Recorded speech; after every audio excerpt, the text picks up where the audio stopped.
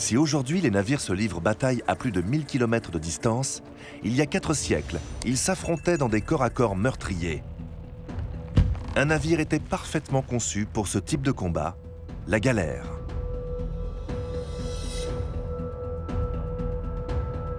Au XVIIe siècle, la France possède 40 galères réunies au sein d'un corps commandé par un général des galères. Ce corps est constitué de 3 types de bâtiments. La galère ordinaire, le navire de combat par excellence. La galère patronne, qui accueille le commandement. Et la galère réale, destinée au roi, à la reine et au prince de sang.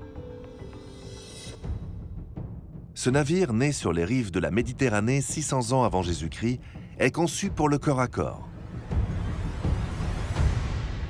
La galère est une arme de combat. Il s'agit de surprendre, de contourner les bâtiments ennemis, de les encercler s'il s'agit de bâtiments isolés, et d'autre part de les éperonner. Ce qui donne la force à la galère, c'est le choc, puisqu'il faut fracasser perpendiculairement la galère ennemie. Fracasser le navire adverse impose de l'éperonner à pleine vitesse. C'est pourquoi la galère est taillée pour glisser sur les flots. Sa coque effilée, 8 fois plus longue que large, offre des performances hydrodynamiques exceptionnelles. Sa faible hauteur hors de l'eau donne aux rames un effet de levier maximum. Enfin, ce navire léger d'à peine 250 tonnes possède 2 moteurs.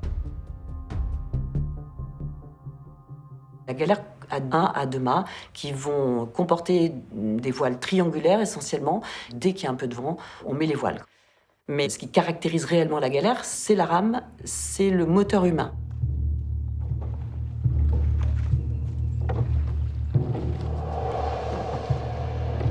Une galère ordinaire compte 51 rames, 26 d'un côté et 25 de l'autre. Chaque rame mesure 12 mètres de long et pèse jusqu'à 130 kg. Avec 5 galériens par rame, 255 hommes sont nécessaires pour manœuvrer ce navire.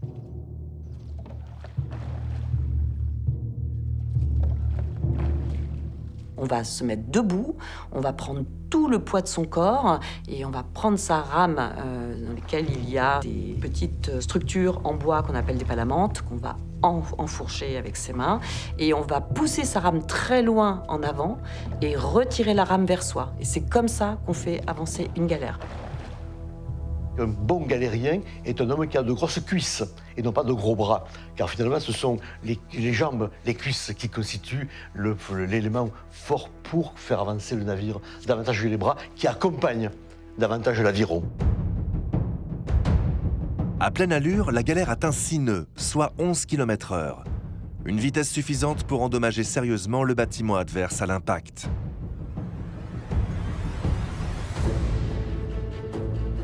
Si sa coque effilée lui permet d'aller vite, sa faible hauteur sur l'eau lui interdit de naviguer en dehors de la Méditerranée. Une galère, ça ne s'éloigne pas des côtes, c'est pas un navire marin. L'hiver, elle reste au port. Dès qu'il y a du vent, elle ne sort pas. Donc une galère, ça sert très peu. Ce qui condamne la galère, ce ne sont pas ses qualités nautiques médiocres, mais sa puissance de feu limitée. Le problème de la galère, c'est qu'il faut à la fois caser les rames et caser l'artillerie. Donc l'artillerie de la galère se retrouve concentrée à sa partie avant. Et donc quand 2 flottes de galères s'affrontent, elles s'affrontent face à face à cause des canons. L'idée, c'est d'affaiblir l'adversaire avant d'arriver au corps à corps. C'est assez symbolique puisque une fois qu'on tire avec un canon, il faut le recharger et c'est extrêmement compliqué de recharger le canon d'une galère de toute façon. Dès 1680, les galères ne sont plus engagées en première ligne, faute de canons en nombre suffisant. Le navire se voit condamné après 2 millénaires de règne sur la Méditerranée.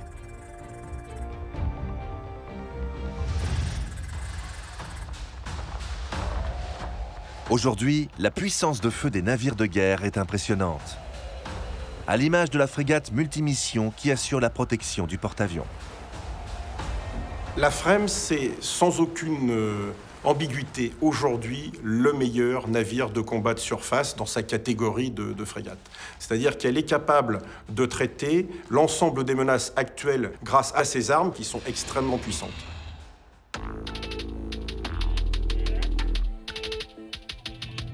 Sur les côtés, 2 canons de 12,7 mm assurent la protection rapprochée. À l'arrière, des canons de 20 mm téléopérés permettent des conduites de tir automatiques avec un verrouillage de cible de jour comme de nuit.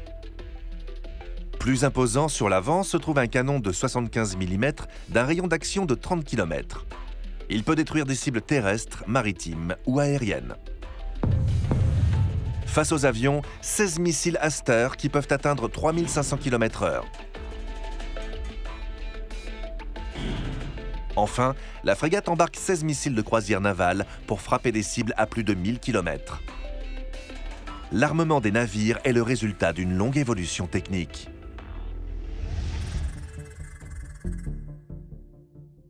Les premiers canons, appelés aussi bouches à feu, apparaissent au XIVe siècle.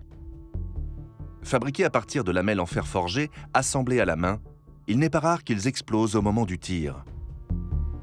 C'est pourquoi on hésite longtemps à embarquer ces pièces à bord des navires. Au XVe siècle, le mode de fabrication du canon se perfectionne. Constitué d'un nouvel alliage de bronze, il devient plus sûr et plus précis. On l'installe en nombre sur les navires à voile dits de haut bord, c'est-à-dire haut sur l'eau. Contrairement aux galères, ils sont dépourvus de rames et peuvent accueillir sur leurs flancs des pièces d'artillerie. S'ouvre alors une nouvelle ère, celle de la marine à voile et de sa puissante artillerie qui, durant 3 siècles, va dominer les océans et bouleverser l'art de la guerre.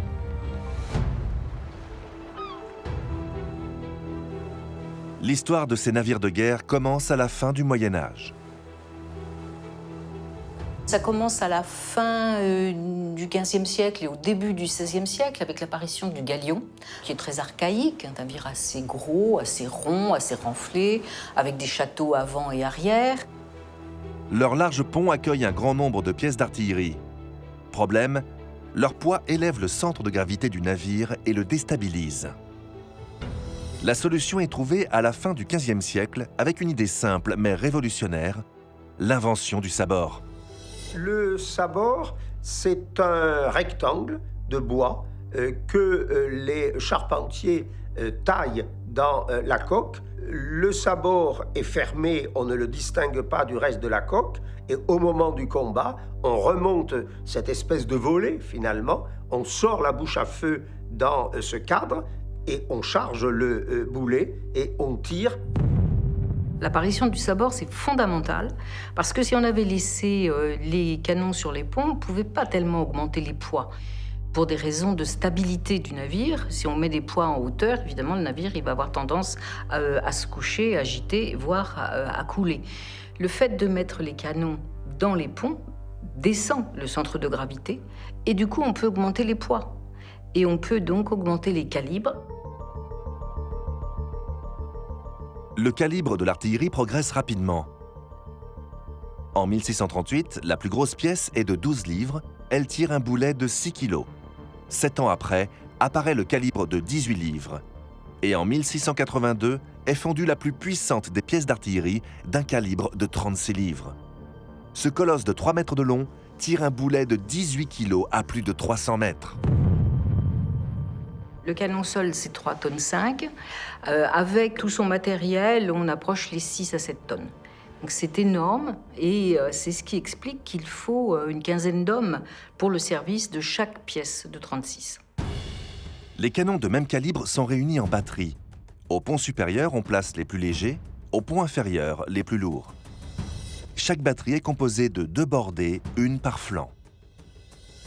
À la fin du XVIIe siècle, les bâtiments les plus gros comptent jusqu'à 3 batteries, soit le nombre impressionnant de 100 canons. Ces bateaux étant plus stables que les galères, les canons vont être plus efficaces, ils vont pouvoir tirer plus loin et ils vont pouvoir tirer avec plus de précision. Ils tirent plus loin parce qu'ils sont plus hauts sur l'eau, donc c'est de la balistique, et ils vont avoir plus de précision parce que comme la plateforme est plus stable, ils vont pouvoir être pointés plus précisément. Le combat en mer va changer de forme. On ne va plus s'aborder, on ne va plus tenter de se rapprocher, on va au contraire se maintenir à distance et combattre selon ce qui va être la fameuse ligne de fil, la bataille en ligne qui va se développer à la fin du XVIIe siècle et qui va connaître toute sa période de gloire jusqu'à la fin du XVIIIe siècle.